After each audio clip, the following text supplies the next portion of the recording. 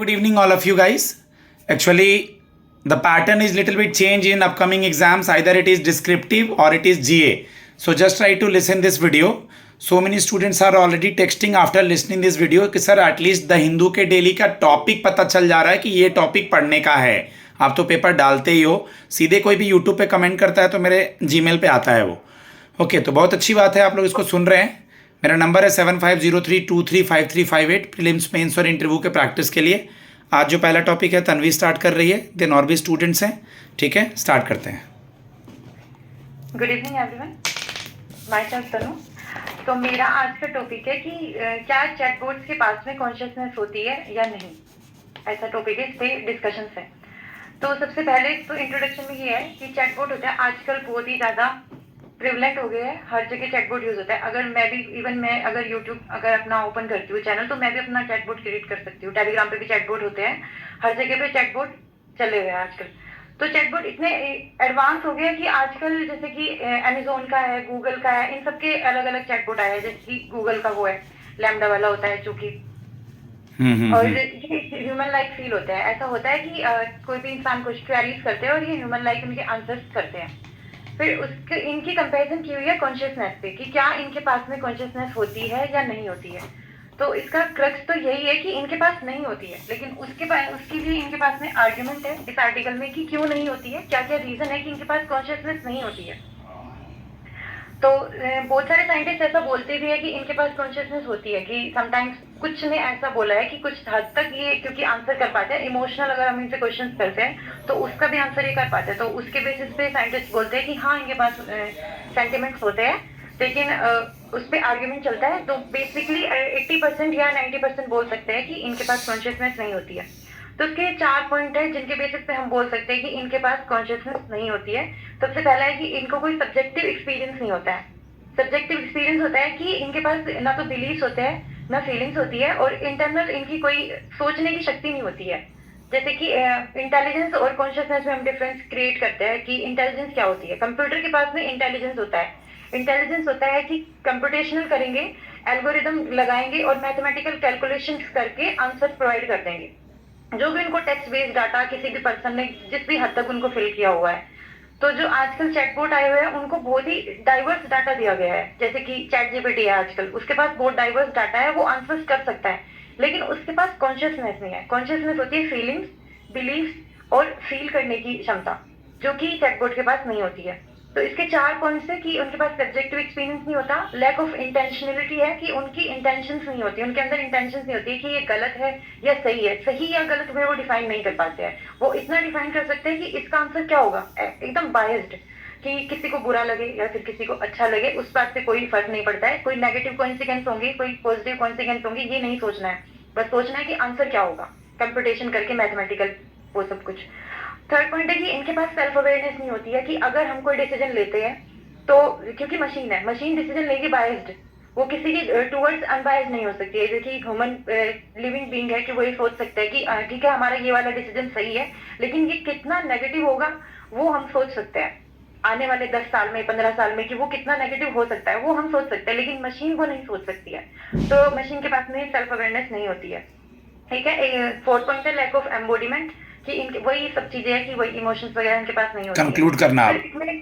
हाँ, फिर इसमें लास्ट में कंक्लूजन है कि एथिकल, और इसमें डिलेमा है कि एथिकल और सोशल बिहेवियर को लेकर डिलेमा है कि अगर लोग इसमें लोगों को अवेयर किया गया है कि हमें चैटबॉट पे ज्यादा रिलाई नहीं करना है, कि इमोशनली हमें चैटबॉट से कनेक्ट नहीं होना है. इवन हम उनसे ट्राई करवा सकते हैं कि अपना कोई प्रॉब्लम है तो वो सॉल्व करे, लेकिन उनसे हमें इमोशनली कनेक्ट नहीं होना है, क्योंकि वो पर्सन नहीं है. इन एंड वो एक मशीन ही है. एट लास्ट वो हमें प्रॉब्लम देगी और ऐसे मेंटल सेटिस्फेक्शन नहीं मिल सकती है, और हम मेंटली डिस्टर्ब भी हो सकते हैं इस वजह से. और उनके जो वो डिसीजन देते हैं चैटबॉट्स, उनको रियल लाइफ में इम्प्लीमेंट इस तरीके से नहीं करना है कि बिल्कुल जो मशीन ने दिया है वही हम इम्प्लीमेंट कर दे, उसी की एडवाइस इम्प्लीमेंट कर दे. अपना तर्क वितर्क लगाना है, अपने सोच विचार को यूज करना है, ताकि आगे जाके हमें इन फ्यूचर में कोई प्रॉब्लम ना हो. तो मेरा इसका कंक्लूजन यही है कि चैटबॉट के पास कॉन्शियसनेस नहीं होती है. अगर जो साइंटिस्ट ऐसा बोलते हैं कि इनके पास कॉन्शियसनेस होती है, तो वो सिर्फ उनको अपना ऐसा शो करने का है कि हमने एक नया चैटबॉट बनाया है जो कि इस चीज में भी कैपेबल है. उनकी अपनी साइंटिफिक अचीवमेंट्स के लिए है. ऐसा नहीं होता है कि उनके पास कॉन्शियसनेस होती है. गुड. Thank you. जो भी बोलेगा अपना कैमरा ऑन रखे guys, it will give you the confidence. ठीक है, कैमरा ऑफ नहीं रखे. Okay, next. Yes. Very good evening, all of you. My name is Sindhu. So, from yesterday's newspaper, my topic is about Indian academia in times of genocide. So, we know that genocide is the term that refers to the intention to destroy a nation or a religious group or a group of persons. So, it is called genocide. So, in this context, genocide means here Israel is attacking on Hamas. So for this cause, they have speculated this genocide term. So this refers to the response of India's academics towards the genocide by Israel. And the context here is about IOAA, which is held in Mumbai in 2025 August, and their participating countries are 63. And the IOAA stands for International Olympiad on Astronomy and Astrophysics. So it is designed to identify talented high school students. So Israel attaches national prestige to Olympiad performance. So we have already know that from 2023, Israel and Palestine's huge war is happening, and it has huge impact on the other nations also. And India have responded to that genocides, but it led to internal deaths in India about the communal harmony and the freedom of speech as well. So here, the aim of this article is it is aiming to reduce propaganda value for Israel government.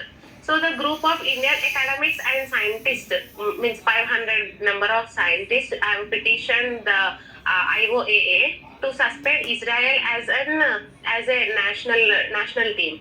And it has some concerns over academic freedom also, like it highlights some increasing surveillance and restrictions on academic freedom within the Indian higher education. It also concerns over military exports, like Supreme Court of India has dismissed a petition that has filed by academics and activists to stop military exports to Israel. So IOAA approved that suspension, like suspend Israel as the national team. So IOAA approved that suspension also. Israel did not send a team in 2025, but it is going to rule effectively from next year. So therefore, I am concluding this article like we are very proud. So that many Indian academics signed this petition, and also it shows many of us still stand for democratic rights and with India's anti-colonial traditions. So this is what the context speaks about. I'm ending the topic as of now. Thank you. Good. Next, Anushka. Good evening, everyone. My topic is should commercial speech on digital platform be regulated? So इसमें Supreme Court calls for social media regulations that not commercial speech isn't free speech. It can hurt community feeling also. So the Supreme Court of India has highlighted the need for guidelines to regulate social media, particularly focusing on influencers, that they can't speak what they want on social media. Who commercialize free speech, they could potentially offend vulnerable comments on some groups. In recently, they comment on a disease, a genetic disease with individual with spinal muscular atrophy. So Supreme Court has directed the union government to draft regulations in consultation with the National Broadcaster and Digital Association, and also Supreme Court said that the influencers to apologize to disabled on YouTube also. And in conclusion, basically the main point of this article is that influencer can't speak what they want on social media. If you want to conclude, then you add one or two Hindi words also in English. Okay. So my conclusion is this. Basically, the article is on that influencer can't speak whatever they want on social media. They have some, मतलब the community have some feelings, so they can't hurt that feeling of the community, and basically on disabled people. So supreme court ने ये guideline के लिए बोला है और लोगों को, जितने भी इन्फ्लुएंसर्स हैं, कि उन सबको अपोलोजाइज करना होगा, जितने भी डिसेबल्ड हैं on YouTube. That's Okay. It. Thank you. Manish का भी टॉपिक है कि नहीं देख लेना. आदर्श है ना नेक्स्ट? Yes sir. आदर्श और हेमा जी. अनुजा भी है, नेहा भी है, मतलब खुद से बोलते जाना. हाँ Yes, sir. Hello everyone. My topic is including Aadhaar as proven document for voter verification is significant. तो इस आर्टिकल में जो बिहार में जो स्पेशल इंटेंसिव रिवीजन हो रहा है, तो ये उसमें इंपॉर्टेंट आर्टिकल है. हर दिन आ रहा है न्यूज़ में सुप्रीम कोर्ट के वर्डिक्ट के बाद से. हाँ ये सर. हाँ, तो उसमें जो प्रोसेस चल रहा है, तो अभी जो वेरिफिकेशन में 11 डॉक्यूमेंट्स को ही माना जाता था वेरिफिकेशन के लिए, लेकिन अभी सुप्रीम कोर्ट का एक वर्डिक्ट आया जिसके बाद बोला कि इसमें मतलब इसमें एक आधार कार्ड को भी ऐड करना है एज अ प्रूवन डॉक्यूमेंट. तो इससे ये और फिर आगे बढ़ने के बाद इस आर्टिकल में एक मेंशन किया गया है कि करीब 65 लाख वोटर्स को इसमें मतलब कि एक्सक्लूड कर दिया गया था. जो 1 सितंबर को जो लिस्ट आया था उसमें एक्सक्लूड कर दिया था. और इसमें एक और चीज़ मेंशन किया गया था कि जो जिन लोगों को मतलब एक्सक्लूड मतलब कि इसमें जिनको मतलब हटाया गया था, तो वो लोग मतलब कि अपना क्लेम को फाइल कर सकते थे आफ्टर 1 सितंबर भी. तो जो मतलब कि आखिरी डेट इसके लिए था उसको कुछ फिक्स नहीं किया गया था. लाइक लास्ट जो इलेक्शन का जो डेट होगा उस डेट तक इसको मतलब कि हमेशा से मतलब कि हो सकता था, क्लेम इसमें हो सकता था, क्लेम इसमें किया जा सकता था. तो बेसिकली इसका कंक्लूजन ये था कि इसमें आधार कार्ड को ऐड किया गया है डॉक्यूमेंट को, प्लस इसमें और एक मेन जो पॉइंट इसमें मेंशन किया गया था कि इसमें 65 लाख एक्टर्स को हटाया गया था. और एंड में इसमें ये सजेस्ट किया गया था कि आगे से अगर ऐसा कुछ प्रोसेस आता है तो इलेक्शन कमीशन को मतलब कि लाइक डोर टू डोर जाके मतलब कि अवेयर करना चाहिए लोगों को कि ऐसा ऐसा आपको फॉर्म फिलअप करना है और ये डॉक्यूमेंट्स का रिक्वायरमेंट है, ताकि उनको फर्दर कोई मतलब दिक्कत ना आए. तो ये इसमें था. Okay, next is Sanjeevani. Guys I also want to add this one thing that अपना टॉपिक तो रेडी करना है, बट भूल नहीं जाना है कि हमें पूरा पेपर पढ़ना है. तो सब लोग तो पूरा पेपर हम लोग पढ़ रहे हैं ना, यस और नो? यस. हाँ, अब तो इंटरेस्ट जग गया है. ओके, संजीवनी के बाद ठीक है बेटा. Yes, sir. Okay. Good evening. My name is संजीवनी डाकरे.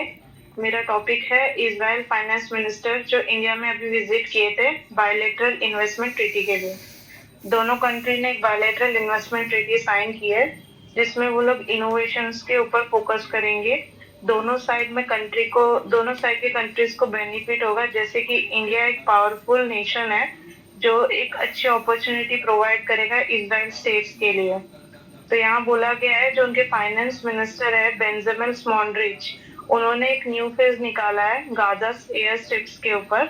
मतलब वहाँ पे जो अटैक्स हो रहे हैं तो वहाँ के पीपल्स को इवैक्यूएट कर सके, वो एरिया को इवैक्यूएट कर सके.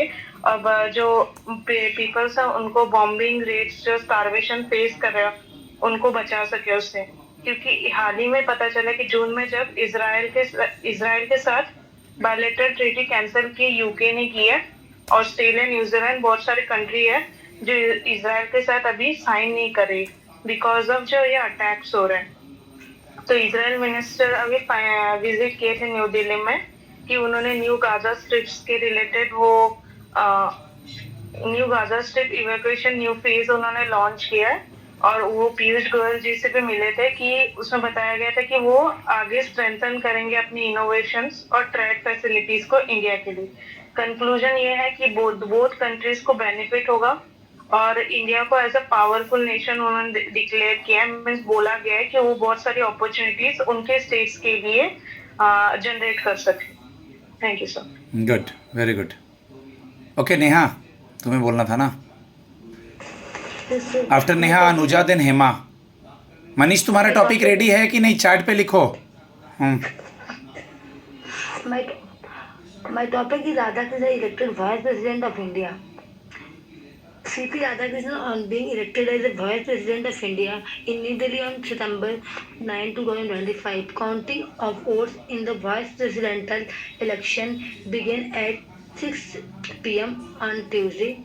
After over 98% of PM exercised their furnished in the contest between the NDA nominee C.P. Radhakrishnan and joint opposition candidate B. Sudarshan Reddy.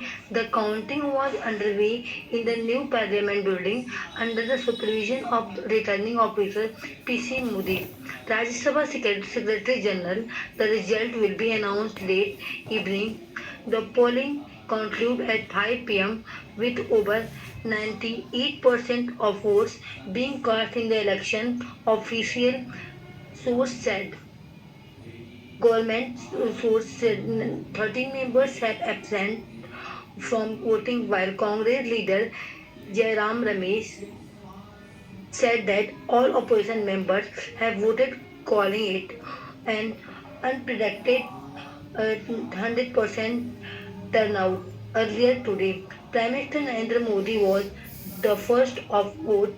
Vice President elected C.P. Radhakrishnan on Tuesday, September 9, 2025, described his win as a victory of the nationalistic ideology as vote to the work toward making India a developed nation by 2047. Mr. Radhakrishnan said in the first public remark after the win, if we have to develop conclude करो अब जल्दी से by 2047, which means we should not do political everything.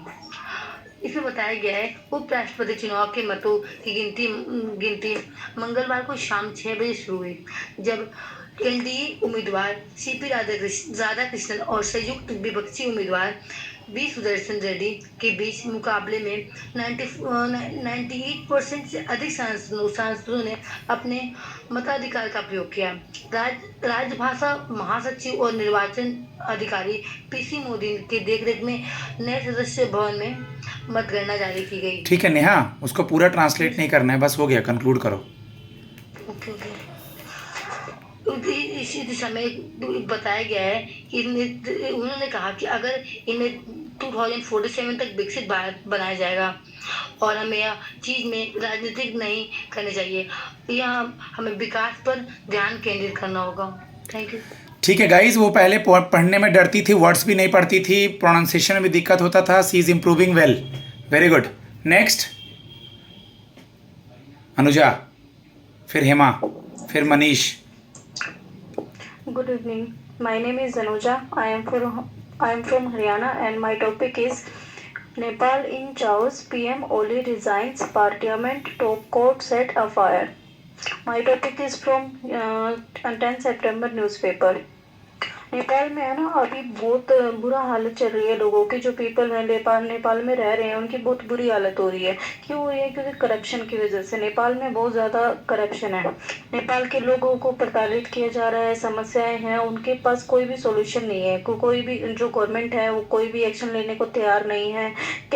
जो भी landslide हो रही है, बहुत ज़्यादा अर्थक्वेक आ रहे हैं, उनकी इकोनॉमी बहुत ज़्यादा पीछे जाती जा रही है क्योंकि कोई सोल्यूशन नहीं हो रहा है। एक तो पहले तो एनवायरमेंट फैक्टर हो रहे हैं, ऊपर से फिर बाद में लोगों के बने बनाए जो रूल्स रेगुलेशंस हैं गवर्नमेंट के द्वारा, कोर्ट्स के द्वारा, उनकी वजह से लोगों को परेशानी बहुत ज़्यादा हो रही है।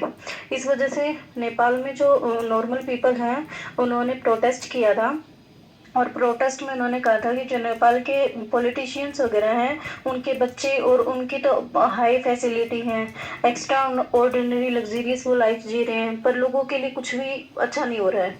तो इस वजह से उन्होंने प्रोटेस्ट किया और फिर इस वजह से नेपाल की गवर्नमेंट ने मीडिया को ऑनलाइन सेक्टर को बैन कर दिया, जिसकी वजह से ये मुद्दा और ज़्यादा बढ़ गया। बढ़ने की वजह से नेपाल में भी ट्यूसडे को क्या हुआ है कि बहुत ज़्यादा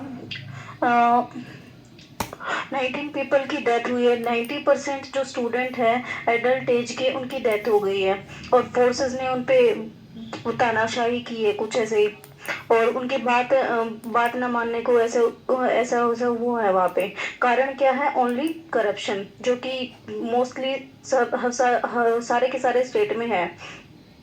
अब मैं आपको एग्जाम पॉइंट ऑफ व्यू से कुछ इंपॉर्टेंट चीजें बता देती हूँ। नेपाल के प्रेसिडेंट का नाम है कदा प्रसाद शर्मा ओली और इसकी कैपिटल है काठमांडू। ये सब जो भी केस हुआ है वो है काठमांडू में हुआ है। और इस दौरान नेपाल के पार्लियामेंट को जला दिया गया है, सुप्रीम कोर्ट को तोड़ दिया गया है लोगों के द्वारा।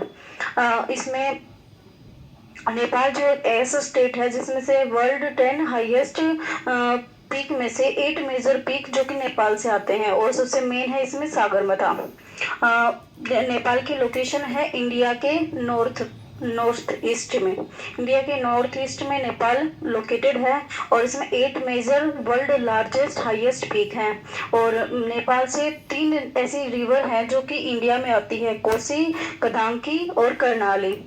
माउंट एवरेस्ट है सबसे ज्यादा ऊंचा है, highest peak in Nepal location. Done? Yes sir. Last में बोलना है बेटा कि माय टॉपिक इज कंक्लूडेड, ऐसे करके। Thank you. ठीक है गाइज, जो भी नेक्स्ट है उसके पहले मैं एक चीज़ ऐड करना चाहूँगा। Okay, at the time of any GD, because in some insurance exam and SBI also, if there is a GD, they have given the topic to in a 10-member group, then we have to take a chance. Wait नहीं करना है, यहाँ तो मैं practice करा रहा हूँ। जैसे GD का टॉपिक मिला, वी हैव टू स्टार्ट। मैं 1-2 GD का टॉपिक वगैरह दूंगा तुम लोग को, जो हम लोगों ने प्रैक्टिस किया है। और बहुत लोग मुझसे पूछ रहे थे क्लास में, सर ग्रुप एक्सरसाइज क्या होता है? ध्यान से समझना, what is group exercise. The topic is there, suppose we are going to buy a flat. इस फ्लैट को बाय करने के लिए क्या क्या होना चाहिए? We have the money, local areas, amenities, society, playground. अब हम 10 लोग मिल करके एक कंक्लूजन पे आएंगे कि एक प्रॉपर कंक्लूजन क्या होगा ग्रुप एक्सरसाइज में। और वो लोग ये देखना चाहते हैं, जो पैनल वाले हैं, कि हम लोग जल्दी किसी एक चीज़ पे कंक्लूड कर रहे हैं कि नहीं। यानी हमने ग्रुप डिस्कशन भी किया और हम एक साथ एक डिसीजन भी निकाल पा रहे हैं कि नहीं। ग्रुप एक्सरसाइज मीन्स उस पॉइंट को सीक्वेंसली सेट करना कि सबसे पहले अगर हम फ्लैट लेने जा रहे हैं तो हम लोकेलिटी चेक करेंगे, देन अपने पॉकेट को चेक करेंगे। मीन्स वहाँ पर सीक्वेंस होंगे, उनको हमको अरेंज करना है। समझ में आया ग्रुप डिस्कशन, ग्रुप एक्सरसाइज का मतलब? यस और no everyone? Okay Hema? Yes, good evening. My topic is Government Assures MSMEs on Tackling Global Headwinds. The government is supporting micro, small and medium enterprise in navigating global challenges and supply chain disruption. इसके की points हैं। First one is government, जो हमारे joint secretary of union minister of MSME Atish Kumar Singh हैं, उन्होंने बोला कि government help करेगी करंट चैलेंजेस से करने के लिए और emphasize the need of for confidence और time to implement solutions. And second one is free trade agreement. जो फ्री ट्रेड एग्रीमेंट है वो रिड्यूस करता है ट्रेड बैरियर्स को और इन्हेंस करता है मार्केट एक्सेस को और इन्वेस्टमेंट को प्रमोट करता है। जो इसका करंट यूटिलाइजेशन है वो लेस देन 10% है। और third one is addressing tariff issues. Government working to assess the prevailing tariff situation और सोल्यूशन निकाल रही है जो mitigate its impact on MSMEs। कुछ कंपनियां इम्पोर्टेड टैरिफ निकाल रही है बट ये सस्टेनेबल सोल्यूशन नहीं है। And fourth one is production shifting, जो government taken note for production shifting और trade routing through countries like Nepal और Sri Lanka and working in addresses this challenges. And इस फ्री ट्रेड एग्रीमेंट का बेनिफिट है enhance market access. ये reduce करता है eliminating tariffs को और इंक्रीज करेगा ट्रेड वॉल्यूम्स और इकोनॉमिक ग्रोथ को। And second one is promote investment. जो फ्री ट्रेड एग्रीमेंट है वो अट्रैक्ट करेगा फॉरेन डायरेक्ट इन्वेस्टमेंट को। अनुजा म्यूट करो। And third one is simplify custom procedure. जो फ्री ट्रेड एग्रीमेंट है स्ट्रीमलाइन करेगा कस्टम प्रोसीजर को और रिड्यूस करेगा कॉस्ट और इफिशिएंसी को बढ़ाएगा। And fourth one is protect intellectual property. जो फ्री ट्रेड एग्रीमेंट है इंक्लूड करता है provision to protect intellectual property rights और प्रमोट करता है इनोवेशन और क्रिएटिविटी को। जो फ्री ट्रेड एग्रीमेंट है वो एफिशिएंटली है, MSME को बेनिफिट करेगा इंक्रीज करने के लिए मार्केट एक्सेस और रिड्यूस करेगा ट्रेड बैरियर्स और कॉम्पिटिटिवनेस को इन्हेंस करेगा। Thank you sir. गुड, हो गया, डन, कोई बाकी नहीं है? Okay guys, now I am going to conclude it. Okay, हाँ बोलो। मेरा तो बोलेगा तब तो। लेकिन मेरे साथ यहाँ अंधेरा हो रहा है, मैं इसी बोलूँ। हाँ हाँ हाँ बिल्कुल, लाउडली बोलो बट थोड़ा पास से। So good evening all of you. बस लास्ट है, कंक्लूड करो जल्दी। My topic name is governors must act as true guides and philosophers to state, say CGI गवाह। तो ये आर्टिकल बेसिकली हमें बताता है जो chief justice of India BR गवाही है, उन्हें हेड की थी 5 चेयर्स प्रेसिडेंशियल रिफरेंस बेंच। एक ट्यूसडे को इन्हें हेड की थी और इन्हें बोला था कि जो गवर्नर्स हैं उनको एक्ट करना चाहिए ट्रू गाइड्स एंड फिलोसफर्स जो स्टेट गवर्नमेंट्स के हैं। He agreed with the Kerala government that working relationship between the two constitutional authorities must be collaborative। मतलब स्टेट गवर्नमेंट और जो गवर्नर है वो कोलैबोरेटिवली काम करे तो तब मतलब स्टेट का डेवलपमेंट होगा। और जो सीनियर एडवोकेट हैं के वेणुगोपाल, उनने जो रिप्रेजेंट किया था जो केरला का इशू चल रहा है अभी रिसेंट में, उन्होंने ये बोला है कि जो स्टेट है जो नॉन एनडीए पार्टीज जिनको रन कर रही है, जहाँ नॉन एनडीए पार्टीज के गवर्नर हैं जैसे तमिलनाडु, केरला, पंजाब, तेलंगाना और वेस्ट बंगाल हैं, उनसे लर्न करना चाहिए। और जो रूल बाय हैं जो बीजेपी मतलब इन स्टेट्स को जो बीजेपी रन गवर्नमेंट रूल्ड है उनसे लर्न करना चाहिए कि जो ये इजीली बिल को ग्रांट दे रहे हैं विदाउट एनी डिले। और गवर्नर इसमें ये बोला गया है कि governor must deal with bills as soon as possible and not as soon as convenient, as soon as their convenient. और इसमें ये भी बोला गया है कि there are as many as 28 states and 3 union territories with legislative assemblies। इसमें 5 state नहीं है, पंजाब, तेलंगाना, वेस्ट बंगाल, तमिलनाडु एंड केरला। और जो 26 स्टेट हैं और यूनियन टेरिटरीज हैं उनने अभी तक कोई ऐसी कंप्लेन अभी नहीं मतलब शो की है। और इसमें ये बोला गया है कि हमें उनको देखते हुए अपने डिसीजन देने चाहिए आगे। और एक इसमें ये भी बोला गया है कि अगर ऐसे ही चलते रहा तो ये विल इट क्रिएट डायनार्ची करके एक वर्ड है। डायनार्ची मतलब जहाँ दो लोगों का मतलब 2 लोग की अथॉरिटी चलती है। ठीक है, तो कंक्लूड करो अब जल्दी से। कंक्लूजन में ये है कि जो टाइम टू टाइम जो सुप्रीम कोर्ट है वो टाइमलाइन देते रहती है कि अब आगे जाके ठीक हो जाएगा, आगे जाके ठीक हो जाएगा। पर जो गवर्नर है वो कुछ स्टेट में अभी भी अपने रूल चला रहे हैं कि बिल पास नहीं कर रहे, टाइमली बिल पासिंग नहीं चल रही है और कुछ बिल को वो वापस भेज दे रहे हैं स्टेट गवर्नमेंट के पास। तो टाइमली एक सॉल्यूशन इसमें निकलना चाहिए। Thank you.